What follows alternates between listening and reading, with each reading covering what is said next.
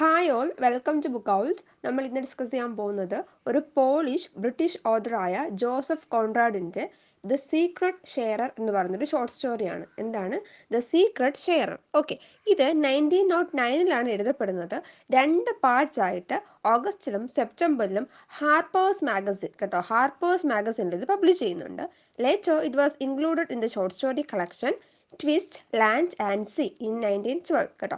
ഇതൊരു കുഞ്ഞു ഷോർട്ട് സ്റ്റോറിയാണ്. അപ്പോൾ ഷോർട്ട് സ്റ്റോറി എന്ന് പറയുമ്പോൾ തന്നെ ചെറുതായിരിക്കുമല്ലോ. അപ്പോൾ നമുക്ക് ആദ്യം നമ്മുടെ റൈറ്ററിനെ പറ്റി കിട്ടും. റൈറ്റർ ഇൻക്ലൂഡ് ചെയ്യുന്ന പീരീഡ് ഏതാണ്? മോഡേണിസം ആണ്. ആ ഒരു പീരീഡിനെ പറ്റി കിട്ടും. ആ ടൈമിലെ ഫീച്ചേഴ്സിനെ പറ്റിയിട്ട് പഠിക്കുമ്പോൾ ഈവൻ നമുക്ക് എസ് ചോദിച്ചാലും നമുക്ക് നന്നായി ഡീറ്റെയിൽ ചെയ്ത് വെക്കാൻ വേണ്ടി ഉണ്ടാവും. ഓൾസോ ഈ സ്റ്റോറിക്ക് ഒരു ബാക്ക്ഗ്രൗണ്ട് ഉണ്ട്. അതുകൂടെ പഠിച്ച് വെക്കുകയാണെങ്കിൽ നമുക്ക് കോൺഫിഡൻ്റ് ആയിട്ട് ഈ ഒരു ക്വസ്റ്റ്യൻ വരുവാണെങ്കിൽ അറ്റൻഡ് ചെയ്യാൻ പറ്റും കേട്ടോ. അപ്പോൾ നമുക്ക് ആദ്യം നമ്മുടെ റൈറ്ററിനെ പറ്റി പഠിക്കാം. Joseph Conrad. ഇദ്ദേഹം ഒരു പോളിഷ് ഇമിഗ്രൻ്റ് ആണ്. ഓൾസോ ഇദ്ദേഹത്തിൻ്റെ നോവൽസിൽ നമുക്ക് ഈ സീ, അതുപോലെ ഡിസ്റ്റന്റ് ലാൻഡ്സ് അതൊക്കെ കാണാൻ പറ്റും. കാരണം ഇദ്ദേഹം ഹിംസെൽഫ് വാസ് എ സെയിലർ, അതുകൊണ്ടാണ് കേട്ടോ. അതുപോലെ he was chiefly concern with the response of man in the face of danger and crisis and also to situations that compel in an individual to make a moral choice. ആ ഒരു same dilemma ഈ ഒരു short സ്റ്റോറിയിലും കാണാൻ പറ്റും. Secret ഷെയറർ കേട്ടോ. എന്താണ്, നമ്മൾക്ക് ആ ഒരു സിറ്റുവേഷൻ ഉണ്ടാവും, ഏതെങ്കിലും ഒരു ഡിലേമ വരുമ്പോഴത്തേക്കും നമ്മുടെ മോറൽ ചോയ്സ് എന്തായിരിക്കും, അതായത് മനുഷ്യൻ്റെ ആ സൈക്കോളജിക്കലായിട്ടുള്ള അവൻ്റെ റെസ്പോൺസ് എങ്ങനെയായിരിക്കും. ഈ മോഡേണിസ്റ്റ് നോവൽസിൻ്റെ പ്രധാന ഫീച്ചർ എന്താണ്? സൈക്കോളജിക്കൽ എലമെൻസ് ആണ് അല്ലേ. അപ്പോൾ അത് നമുക്കിവിടെ കാണാൻ പറ്റും. Okay, his own experience of the sea, particularly the Malayan waters found expression in his works. അതായത് ഇദ്ദേഹം ഒരു സെയിലർ ആയതുകൊണ്ട് തന്നെ ഇദ്ദേഹത്തിൻ്റെ വർക്ക്സിൽ നമുക്ക് ആ ഒരു പർട്ടിക്കുലാരിറ്റി ഒക്കെ കാണാൻ പറ്റും. Conrad adopted the unique method of using a series of impressions that resemble reality to convey the facts in the plot and to present his characters. He preferred the oblique method of narration to the simple direct narrative. Okay, ഇദ്ദേഹം use ചെയ്തത് oblique മെത്തേഡാണ്. OBLIQUE, oblique method. ഇനി ഇദ്ദേഹത്തിൻ്റെ famous works Lord Jim a tale ഉണ്ട്, പിന്നെ നമ്മുടെ heart of darkness ഉണ്ട്, പിന്നെ Nostromo a child of the sea board. നമുക്കതൊന്നും വേണ്ട, ഹാർട്ട് ഓഫ് ഡാർക്ക്നെസ്സും ലോർഡ് ജിമ്മും ഒന്ന് ഓർത്ത് വെച്ചേക്കും കേട്ടോ. ഓക്കെ, ഇത്രയാണ് നമുക്ക് ജോസഫ് കോൺറാഡിനെ പറ്റി പറയാനുള്ളത്. ഒരു ഐഡിയ മനസ്സിലായല്ലോ ഇദ്ദേഹത്തിൻ്റെ നോവൽസൊക്കെ എങ്ങനെ ആയിരിക്കും, അദ്ദേഹത്തിൻ്റെ പ്രധാനപ്പെട്ട ഫീച്ചേഴ്സ് എന്തൊക്കെയായിരിക്കും, നോവൽസിലെ ആ ഒരു മോറൽ ഡിലേമ പറ്റി നമുക്ക് എഴുതി വെക്കാൻ പറ്റും. ഓക്കെ അല്ലേ. ഇനി നമുക്ക് നമ്മുടെ എന്താണ് മോഡേണിസ്റ്റ് നോവൽ എന്ന് കൂടെ ഒന്ന് മനസ്സിലാക്കാം. ഇതിനകത്ത് നമുക്ക് മോഡേണിസ്റ്റ് ആയിട്ടുള്ള ഫീച്ചേഴ്സ് കാണാൻ പറ്റുന്നുണ്ട് നമ്മുടെ ഈ ഒരു ഷോർട്ട് സ്റ്റോറിയിൽ. സോ അത് മനസ്സിലാക്കുവാണെങ്കിൽ അതുകൂടെ എഴുതി വെക്കാം. ബോറാവുന്നില്ലല്ലോ അല്ലേ. വീഡിയോസൊക്കെ ചെയ്യാൻ കുറച്ച് പാടുണ്ട്. സോ ഒന്ന് സബ്സ്ക്രൈബ് ചെയ്ത് സപ്പോർട്ട് ചെയ്യണേ പ്ലീസ്. ഓക്കെ, എന്താണ് ഇംഗ്ലീഷ് നോവൽ? മോഡേൺ നോവൽ എന്ന് പറയുകയാണെങ്കിൽ ഒരു 18-19 സമയത്ത് ഇംഗ്ലീഷ് നോവൽ വളരെയധികം എൻറിച്ച്ഡ് ആയിട്ട് വരുന്നുണ്ട്. അപ്പോൾ ആ ടൈമിൽ 20th സെഞ്ചുറി ആകുമ്പോഴത്തേക്കും അത് ഭയങ്കരമായിട്ട് അതിൻ്റെ പീക്കിലെത്തുന്നുണ്ട്. ജോയ്സ്, പിന്നെ നമ്മുടെ ജോസഫ് കോൺറാഡൊക്കെ ആണെങ്കിലും അവർ ശ്രമിച്ചത് നമ്മുടെ ഹാർട്ടിൻ്റെ ഹിഡൻ റിയാലിറ്റീസിനെ പറ്റി മനസ്സിലാക്കാൻ വേണ്ടിയിട്ടായിരുന്നു. They looked upon life as a sustained struggle and shared an experimental interest in the art of fiction. Their novels are the earliest indicators of the modernist trend in fiction writing. The idea of presenting a story through the consciousness of a single character was the brain child of Henry James. പിന്നീട് ഇത് Virginia wolf ഒക്കെ use ചെയ്യുന്നുണ്ട്. ഇതാണ് നമ്മുടെ stream of consciousness method എന്ന് പറയുന്നത്. അതൊന്ന് ഓർത്ത് വെച്ചേക്കും. ഇത് സ്ട്രീം ഓഫ് കോൺഷ്യസ്നസ് മെത്തേഡ് അത് അവർ എംപ്ലോയ് ചെയ്തതാണ്. ഒരാളുടെ കോൺഷ്യസിലൂടെയാണ് സ്റ്റോറി പറയുന്നത്. നമ്മുടെ സീക്രട്ട് ഷെയർ ആണെങ്കിലും ആ നറേറ്റർ അദ്ദേഹത്തിൻ്റെ ഓർമ്മയിൽ നിന്നിട്ടാണ് ഈ ഒരു സ്റ്റോറി നമുക്ക് ഇലാബറേറ്റ് തരുന്നത്. അപ്പം നമുക്കതൊന്ന് ഓർത്ത് വെച്ചേക്കണം. പിന്നെ നമുക്ക് ഇത്രയൊക്കെ മതി നമുക്ക് മോഡേൺ നോവലിനെ പറ്റി പറയാനാണെങ്കിൽ. മോഡേൺ ഫിക്ഷനെ പറ്റി പറയാനാണെങ്കിൽ നമ്മുടെ ഒരു ഷോർട്ട് സ്റ്റോറിയാണ്. നമ്മുടെ ഷോർട്ട് സ്റ്റോറി പഠിക്കാം, ദ സീക്രട്ട് ഷെയറർ. നമുക്ക് ആ ബാക്ക്ഗ്രൗണ്ട് നോക്കാം കേട്ടോ. The secret sharer is a based on an incident that occurred abroad in the Cutty Sark in 1881, reported when the vessel arrived in Singapore. The first mate of Cutty Shark എന്ന് വെച്ചാൽ ഒരു കപ്പലിൻ്റെ പേരാണ്. അപ്പോൾ അതിലുള്ള ഒരു മേറ്റ്, ഒരു കപ്പിത്താൻ പോലത്തെ ഒരാൾ എന്ത് ചെയ്തു, അതിനകത്തുള്ള മറ്റൊരാളെ കൊല്ലുന്നുണ്ട്. ഒരു സബോർഡിനേറ്റഡ് ആയിട്ടുള്ള ഒരു ക്രൂ മെമ്പറിനെ കൊല്ലുന്നുണ്ട്. ഓക്കെ, ഇനി ആ ഒരു സംഭവം, ആ ഒരു ഇൻസിഡൻ്റ് ആണ് നമുക്ക് ഈ ഒരു സ്റ്റോറിയിലൂടെ കാണാൻ പറ്റുന്നത്. കട്ടിയാണോ ക്യൂട്ടിയാണോ എന്തോ, CUTTY. ഓക്കെ, കട്ടി സാർക്ക് ഇൻസിഡൻറ്റ്. ഓക്കെ, ഈ ഒരു സീക്രട്ട് ഷെയറർ ഉണ്ടല്ലോ, അത് തുടങ്ങുന്നത് ഒരു അനോണിമസ് ആയിട്ടുള്ള നാരറ്ററാണ്. അദ്ദേഹം പുതിയതായിട്ട് നമ്മുടെ ഒരു പേരില്ലാത്തൊരു ഷിപ്പിൻ്റെ ക്യാപ്റ്റനായിട്ട് അപ്പോയിൻറ്റ് ചെയ്തു. ഞാൻ നോട്ട്സ് പറയുന്നത് ക്ലിഫ് നോട്ട്സിൽ നിന്നാണ് കേട്ടോ.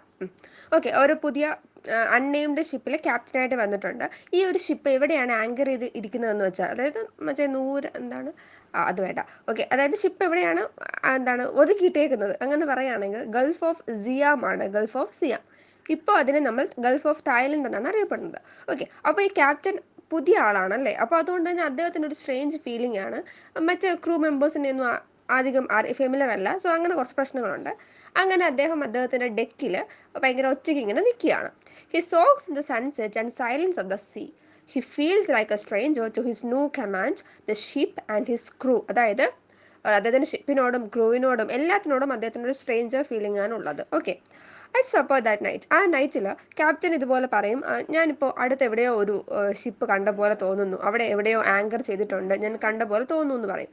അപ്പോഴത്തേക്കും ഇദ്ദേഹത്തിൻ്റെ കൂടെയുള്ള സെക്കൻഡ് മേറ്റ് പറയും, ആ ഷിപ്പ് എന്ന് വെച്ചാൽ സെഫോറയാണ്, സെഫോറ ഫ്രം ലിവർപൂൾ, ലിവർപൂളിലുള്ള സെഫോറയാണ്. ഈ ഒരു സെഫോറോയിൽ എന്താ ഉള്ളത്? കാർഗോ ഓഫ് കോളാണുള്ളത് കേട്ടോ, as A good will jester toward the crew. അപ്പോൾ അതുപോലെ തന്നെ ഇദ്ദേഹം ഇങ്ങനെ പറഞ്ഞു, ഈ ലിവർപൂളിൽ നിന്നുള്ള ഒരു സംഭവമാണ് സെഫോറോ എന്നാണ് ഈ ഒരു ഷിപ്പിന്റെ പേര്, അതിനകത്ത് കോളാണുള്ളത്.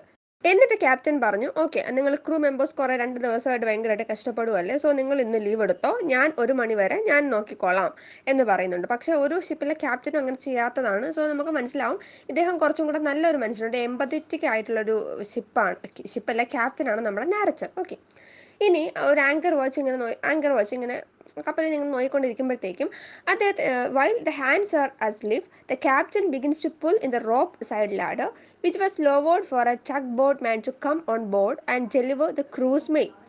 ഓക്കെ, അപ്പോൾ അദ്ദേഹമാണെങ്കിൽ നമ്മളൊരു ടഗ് ബോട്ട് ഉണ്ടല്ലോ, അതായത് ഒരു കൊച്ചൊരു ബോട്ട് പോലത്തെ ഒരു പരിപാടി അപ്പുറത്ത് കാണും, ആർക്കെങ്കിലും പെട്ടെന്ന് വന്ന് കയറാൻ വേണ്ടിയിട്ട് ഹെൽപ്പിന് വേണ്ടിയിട്ടുള്ള സംഭവമാണ് ആ ഒരു ബോട്ടെന്ന് പറയുന്നത്.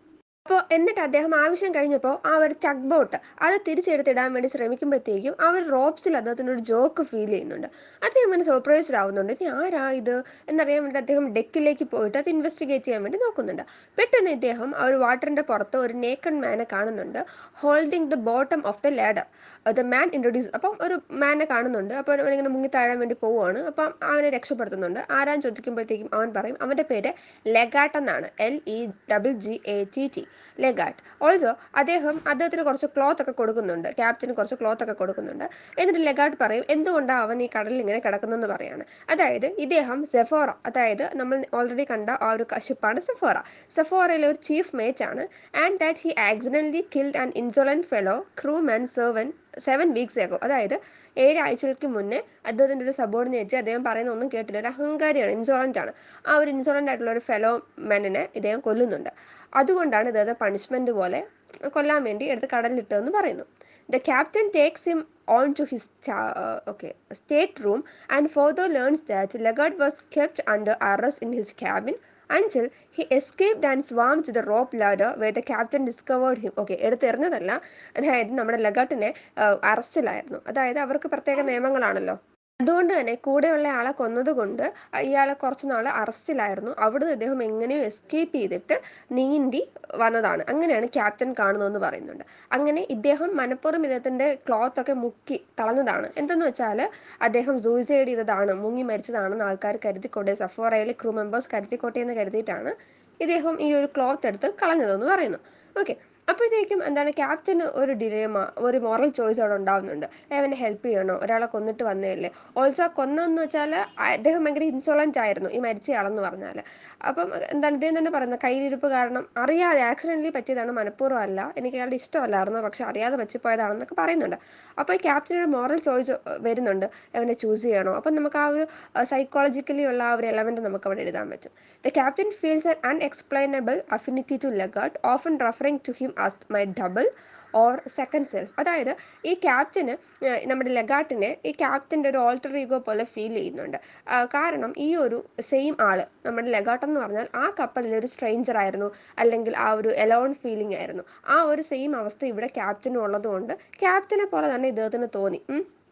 നമുക്ക് വേണമെങ്കിൽ മറ്റൊരു എലമെൻ്റ് എഴുതി വെക്കാം. ഒരു പക്ഷേ ഈ ക്യാപ്റ്റൻ ഭയങ്കര എലോണായിട്ട് ഇങ്ങനെ കടലിലേക്കൊക്കെ നോക്കി ആ ഒരു അവസ്ഥയിൽ ഇദ്ദേഹം തന്നെ ക്രിയേറ്റ് ചെയ്തെടുത്ത മറ്റൊരു ക്യാരക്ടർ, ഇദ്ദേഹത്തിൻ്റെ ഇമാജിനേഷനിൽ നിന്നും ഉണ്ടായ ഒരു ചൈൽഡ് ആയിരിക്കാം ഈ ലെഗാട്ട് എന്ന് പറയുന്നത്. അങ്ങനെ ഒരാൾ ഒറിജിനലി ഉണ്ടോ എന്ന് പോലും നമുക്ക് ഉറപ്പില്ല, ചിലപ്പോൾ ഇമാജിനേഷനിൽ നിന്ന് വന്നതായിരിക്കാം അങ്ങനെ ഒരാൾ. The captain tells Leggett that he has only been in charge for 2 weeks and feels as much as a stranger on the ship as Leggett himself. He agrees to hide Leggett in his stateroom. അതായത് ഇതുപോലെ ഇദ്ദേഹം പറഞ്ഞു 2 ആഴ്ച മാത്രമേ ആയുള്ളൂ, ലെഗാട്ടിനെ പോലെ തന്നെ Elon ആണ്. ഓൾസോ അതുപോലെ ലെഗാട്ടിനെ എൻ്റെ സ്റ്റേറ്റ് റൂമിൽ ഞാൻ ഹൈഡ് ചെയ്യാമെന്ന് ക്യാപ്റ്റൻ ഉറപ്പ് കൊടുക്കുന്നുണ്ട്. ഓക്കെ, അപ്പോഴത്തേക്കും സെഫോറയിലെ ക്യാപ്റ്റൻ പെട്ടെന്ന് ഈ ഒരു എസ്കേപ്പ് ചെയ്ത മർഡർക്ക് വേണ്ടിയിട്ട് അന്വേഷിച്ചിവിടെ വരുന്നുണ്ട്. He searches the ship but Leggatt remains hidden thanks to the okay. അപ്പം അതായത് ലെഗാട്ടിനെ എവിടെയൊക്കെ നോക്കുന്നുണ്ട്, പക്ഷേ എവിടെയും ലെഗാട്ടിനെ കാണുന്നില്ല. അവൻ എവിടെയോ ഹൈഡ് ചെയ്തിരിക്കുകയാണ്. അപ്പോഴത്തേക്കും നമ്മുടെ ക്യാപ്റ്റൻ തന്നെ പറയുന്നുണ്ട്, യവൻ എവിടെ പോയി, കാണുന്ന കൂടി ഇല്ലല്ലോ എന്നൊക്കെ പറയുന്നു. എനിക്ക് മാത്രമേ അവരെ കാണാൻ പറ്റുന്നുള്ളൂ എന്ന് ഇതിനകത്ത് മെൻഷൻ ചെയ്യുന്നുണ്ട് ഒരു ഷോർട്ട് സ്റ്റോറിയിൽ. അപ്പോൾ നമുക്ക് ഒന്നും കൂടെ നമ്മുടെ ആ ഒരു ബിലീഫ് സ്ട്രോങ് ആവുകയാണ്. എന്താണ് ബിലീഫ്? ഒരു പക്ഷേ ക്യാപ്റ്റൻ്റെ ഇമാജിനേഷൻ ആയിരിക്കാം ലെഗാട്ട് എന്ന് പറയുന്ന വ്യക്തി. ഓക്കെ, മറ്റാരും കാണുന്നില്ല അവനെ. The Sephora's captain states that he will have to report Legard as a suicide when his ship arrives home. അതായത് തിരിച്ച് നാട്ടിലേക്ക് എത്തുമ്പോഴത്തേക്കും ഇയാൾ സൂയിസൈഡ് ചെയ്തു എന്ന് എനിക്ക് റിപ്പോർട്ട് ചെയ്യണം, അല്ലെങ്കിൽ അവനെ അറസ്റ്റ് ചെയ്യുമല്ലോ. The captain and Leggatt share their relief at not have been caught. അതായത് പിടിക്കപ്പെട്ടില്ലല്ലോ, അങ്ങനെ ആ ഒരു സമാധാനം അവർ ഷെയർ ചെയ്യുന്നുണ്ട്. As the captain's ship begins its voyage home, the captain grows more nervous about the possibility of the crew discovering Lagarde on board. അതായത് അവർ പിന്നെയും ഈ ക്യാപ്റ്റൻ തിരിച്ച് അവരുടെ ഹോമിലേക്ക് വയേജ് ചെയ്ത് പോവുകയാണ്, നാട്ടിലേക്ക്. അപ്പോൾ ഇദ്ദേഹത്തിന് ഭയങ്കരമായിട്ടൊരു നെർവസ്നെസ് ക്രിയേറ്റ് ചെയ്യുന്നുണ്ട്. ഈ ക്രൂ മെമ്പേഴ്സിനെല്ലാം അറിയാം ലെഗാർഡ് എന്ന് പറഞ്ഞ ഒരാൾ എസ്കേപ്പ് ചെയ്ത് പോയിട്ടുണ്ട്.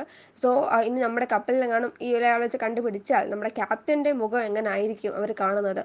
ഒരു മർഡറിനെ രക്ഷപ്പെടുത്തി ആ ഒരു രീതിയിലായിരിക്കില്ല. അങ്ങനെ ഇത് ഭയങ്കര നെർവസ് ആകുന്നുണ്ട്. On the fourth day out, the steward almost stumbles upon Leggett when he delivers the captain's coat to his stateroom. അതായത് ഇങ്ങനെ പിടിക്കപ്പെട്ടു ആ ഒരു അവസ്ഥയിൽ എത്തിയായിരുന്നു 4ാമത്തെ ദിവസം, പക്ഷേ രക്ഷപ്പെട്ടു. അപ്പം ക്യാപ്റ്റൻ ചോദിക്കും, നീ എങ്ങനെയാണ് ഒളിച്ചിരിക്കുന്നേ, ആരും കാണാത്തതെന്നൊക്കെ ചോദിക്കുന്നുണ്ട്. അപ്പം ലെഗാർഡ് പറയും, Lagarde tells the captain that he must maroon him amongst some islands because he knows he cannot return to England and face prison or the gallows. The captain reluctantly agrees. Okay, അപ്പോൾ Leggatt പറയും, എനിക്കിനി ഇങ്ങനെ പറ്റത്തില്ല, തിരിച്ചിപ്പോൾ നാട്ടിലെത്തിയാലും പിടിക്കപ്പെടും, എന്തായാലും പിടിക്കപ്പെടും, കാരണം ഷിപ്പൊക്കെ അവർ search ചെയ്യുമല്ലോ. So ഇവിടെ എവിടെയെങ്കിലും ഉള്ള ഐലൻഡ്സിൽ എന്നെ അങ്ങ് വിട്ടാൽ മതി, ഞാൻ ഇവിടെ എങ്ങനെയെങ്കിലും ജീവിച്ചോളാം, എനിക്ക് അവിടെ പോയി പ്രിസണെയോ ലോനെയോ ഒന്നും എന്ത് ചെയ്യാൻ പറ്റില്ല, ഫേസ് ചെയ്യാൻ പറ്റില്ല എന്ന് പറയും. അപ്പോൾ ക്യാപ്റ്റൻ പറയും ഓക്കെ. അദ്ദേഹം ആദ്യമൊന്നും അത്ര താല്പര്യമില്ലാതെ അദ്ദേഹം സമ്മതിക്കുന്നുണ്ട്. As the ship approaches conquering an island, the captain orders the crew to steer the ship close to the shore. അതായത് അവർ ഒരു പുതിയ ഐലൻഡിൽ എത്തുന്നുണ്ട്, കോങ് റിങ്, KOHRING. ആ റിങ്ങിലേക്ക് അവിടെ എത്തുമ്പോഴത്തേക്കും ഇദ്ദേഹം പറയും കുറച്ച് അങ്ങോട്ട് അടുപ്പിക്കാൻ പറയും, ഷിപ്പ് അടുപ്പിക്കാൻ പറയും. അപ്പോൾ ക്രൂ മെമ്പേഴ്സിന് ഭയങ്കര ദേഷ്യം വരും, കാരണം അവർ പറയും ഇത് ഭയങ്കര അൺസേഫ് ആണ്, ഒരു പക്ഷേ നമുക്ക് അങ്ങോട്ട് പോകുമ്പോഴത്തേക്കും നമുക്ക് ആവശ്യത്തിനുള്ള കാറ്റ് വിഞ്ച് കിട്ടണം എന്നില്ല, വിഞ്ചുള്ള ഏരിയ ആയിരിക്കണം എന്നില്ല. അപ്പോൾ നമ്മുടെ ലൈഫ് കൂടെ ഡേഞ്ചറിലാവുകയാണ്, നമ്മുടെ കപ്പൽ ചിലപ്പോൾ തകരാനുള്ള ചാൻസ് ഉണ്ട്. പായ്ക്കപ്പൽ മനസ്സിൽ ഓർത്താൽ മതി കേട്ടോ. അപ്പം നമ്മുടെ കപ്പൽ തകരാനുള്ള ചാൻസ് ഉണ്ട്, സോ അത്ര സേഫ് അല്ല എന്ന് ക്രൂ മെമ്പേഴ്സ് പറയും. പക്ഷേ നമ്മുടെ ക്യാപ്റ്റൻ്റെ ഉദ്ദേശം എന്താണെന്ന് പറഞ്ഞാൽ, ഈ captain determined to give Leggatt a chance to swim to safely. അതായത് സേഫായിട്ട് ഈ ഒരു ഐലൻഡിലേക്ക് അടുപ്പിക്കുമ്പോൾ നീന്തി അങ്ങ് കരയ്ക്ക് കയറാമല്ലോ, ആ ഒരു ഉദ്ദേശമായിരുന്നു ക്യാപ്റ്റനുള്ളത്. After steering away to his stateroom and shaking Lagarde's hand, the captain continues to have the ship steered close to the shore, despite all the protest of the terrified crew. Okay, അപ്പോൾ ആ crew ഒക്കെ ഭയങ്കരമായിട്ട് protest ചെയ്യുന്നുണ്ട്, പറ്റത്തില്ല, നമ്മൾ safe അല്ല എന്നൊക്കെ പറയുമെങ്കിൽ പോലും ഇദ്ദേഹം ഇവരെ രക്ഷപ്പെടുത്താൻ വേണ്ടി ആ ഒരു റിസ്ക് എടുക്കുന്ന നോക്കിക്കോണം കേട്ടോ. ആ ഒരു റിസ്ക് അദ്ദേഹം എടുക്കുന്നുണ്ട്. എന്നിട്ട് അവിടത്തേക്ക് നങ്കൂരം ഇടുന്നുണ്ട് നമ്മുടെ കപ്പൽ. Lagarde jumps off the deck and swims to safety. The captain successfully okay, അതായത് ലെഗാട്ട് ചാടുന്നുണ്ട്, കപ്പലിൽ നിന്ന് ചാടി ഐലൻഡിലേക്ക് സക്സസ്ഫുൾ ആയിട്ട് നീന്തി പോകുന്നുണ്ട്. അതുപോലെ തന്നെ അവർക്ക് അവിടുന്ന് പ്രോപ്പറായിട്ട് വിഞ്ചുള്ള ഏരിയ ആയിരുന്നു, സോ അവർക്ക് വിഞ്ചും കിട്ടുന്നുണ്ട്. അതുകൊണ്ട് ഒരു പ്രശ്നമില്ല, അവർ ഭയങ്കര സേഫ് ആയിട്ടുണ്ട്, ആ ഡേഞ്ചറിൽ നിന്നൊക്കെ അവർ മാറി. And wishes Leggatt luck in finding his new Disney.